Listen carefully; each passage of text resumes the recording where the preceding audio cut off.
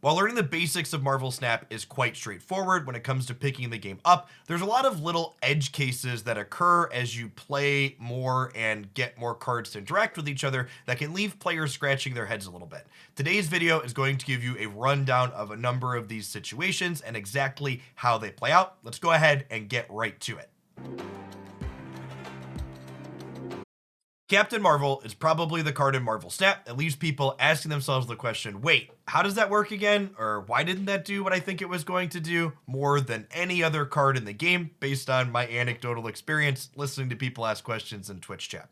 The thing you need to know about Captain Marvel is at the end of the game essentially asks itself the question, does my player win the game if I'm in the first location, the second location, or the third location? And if the answer is yes, the player wins the game with Captain Marvel at any of those three locations, and it's not the location Captain Marvel is currently in, then Captain Marvel will move to the location where the game is won.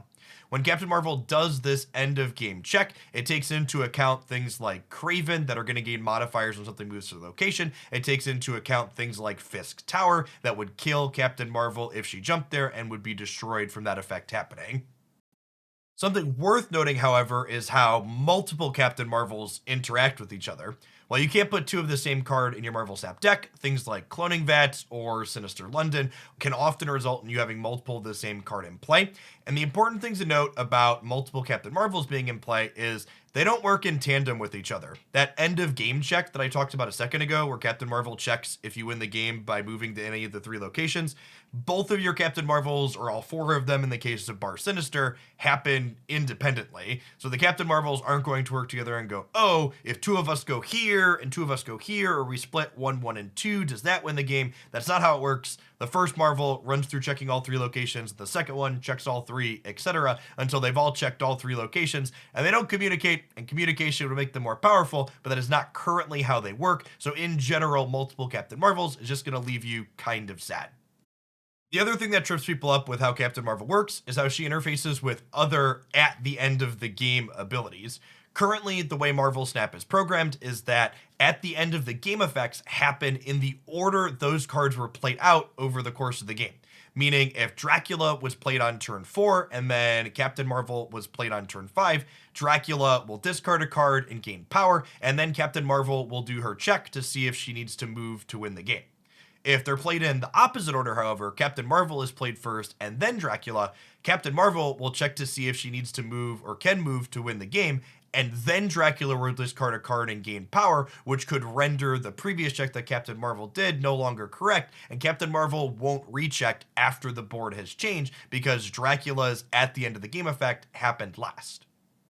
Our next uncommon interaction has to do with how cards like Juggernaut and Arrow interact with cards that are face down when they're deployed. When you move a card while it's still face down with Juggernaut or Arrow, when the moved card flips up, it won't trigger the when played here ability for the location that it is now at or the location that it was originally played at. For example, let's say you Juggernaut someone who had played a card at the Vibranium Mines and you knock that card into Death's Domain.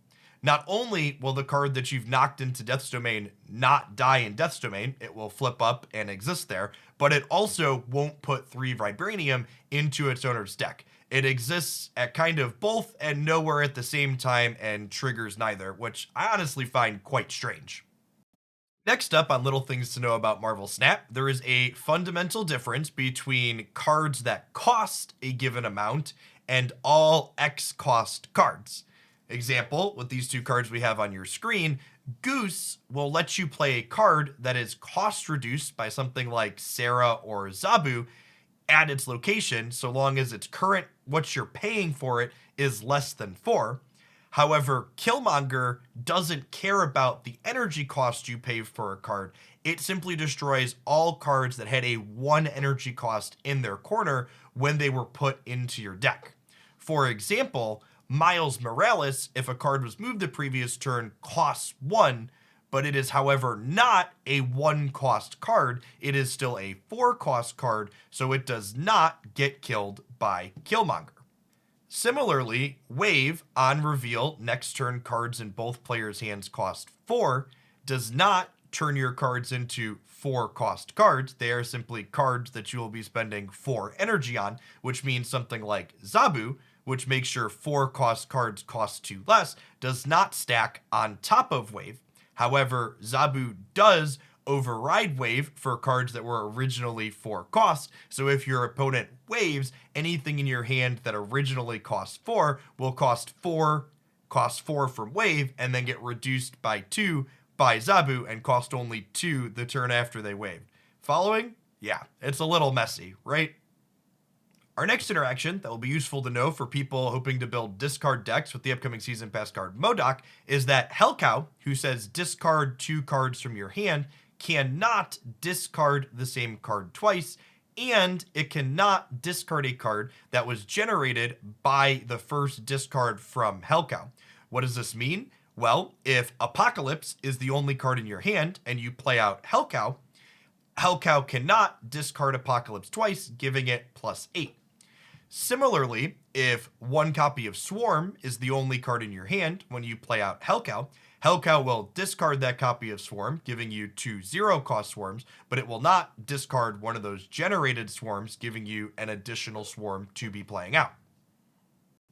Essentially, when Hellcow's discard trigger happens, the game chooses both cards it's going to be discarding simultaneously, even if it visually does one and then the second. So if there aren't 2 cards for it to choose to discard when the trigger happens, it will discard the only card that is currently in your hand. Speaking of Modok, another discard interaction to be aware of is how Hela works with Apocalypse, in that she doesn't. Hela, while she says she resurrects all cards you discarded from your hand to random locations, it is notable that in Marvel Snap, those discarded cards have to be in your discard pile or zone in order for Hela to bring them back. And this means Apocalypse, who goes back to your hand from that discard zone while making itself larger, is never in that location for Hela to be able to return when her trigger happens. This is, however, different from Swarm, who, when discarded, remains in your discard pile and creates 0-cost copies of itself back in your hand, so your original swarms that were discarded will be returned to play with Hela's trigger. Finally, this also means if you discarded something from your hand and then brought it back with Ghost Rider, you cannot bring back that same thing again with Hela, because that thing is no longer in your discard pile. Ghost Rider already returned it to play.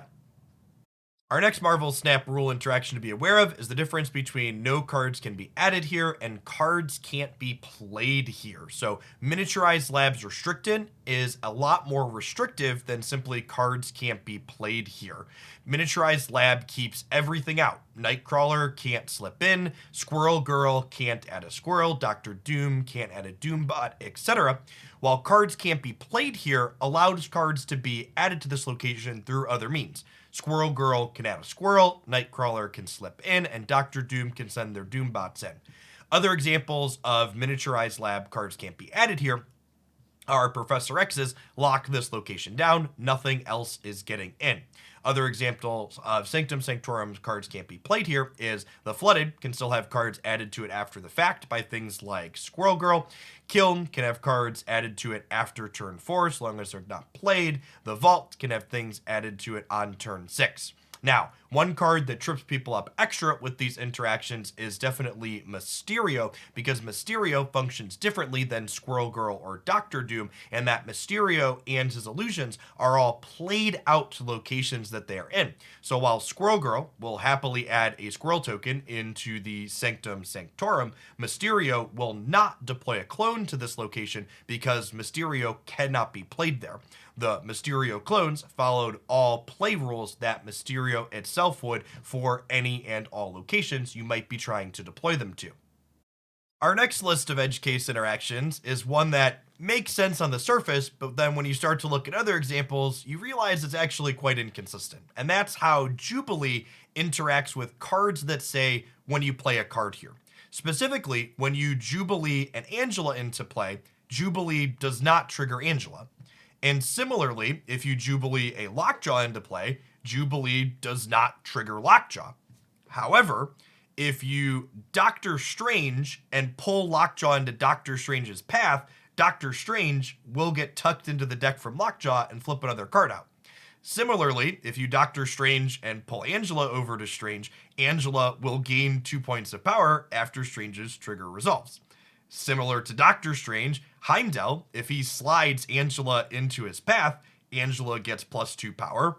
Or if Heimdall slides Lockjaw into his path, he'll get tucked into the deck and a new card will get flipped out.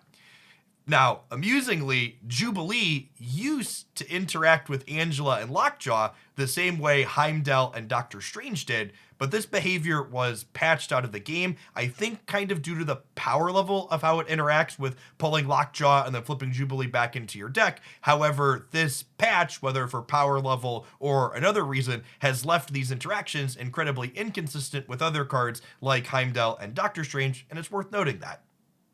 Speaking of weird timing interactions with Jubilee, Jubilee does not count as fully played until the entirety of her on-reveal trigger resolves in other instances. This means if you Jubilee into Absorbing Man, Absorbing Man's on-reveal, copying the on-reveal of the last card that you played, doesn't consider Jubilee as your last card played because Jubilee's trigger hasn't fully resolved until Absorbing Man has fully resolved. This means if you Jubilee into Absorbing Man is going to look to try and copy the on-reveal of whatever the last card you played was before Jubilee. Similarly, Mystique will not try and copy an ongoing effect from Jubilee. Instead, Mystique will look to copy an ongoing effect if whatever card you played before Jubilee has one.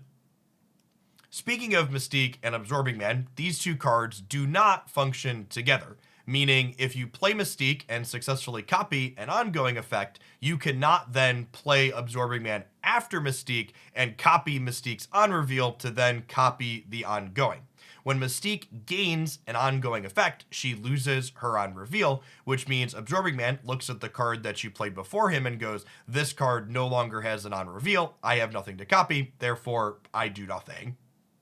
Our next interaction to note with Absorbing Man is that it will not double whatever on-reveal effect it is copying when deployed to a location with Wong or Karmartaj. I'm honestly not sure if this is working as intended or a bug. I don't believe Second Dinner has officially commented on it in one way or another, but I definitely think this is a pretty unintuitive interaction that I would hope, if it is working as intended, Second Dinner would perhaps consider changing this interaction, because intuitively it feels like Absorbing Man should double up whatever on-reveal it is copying when deployed to Karmartaj or Wong.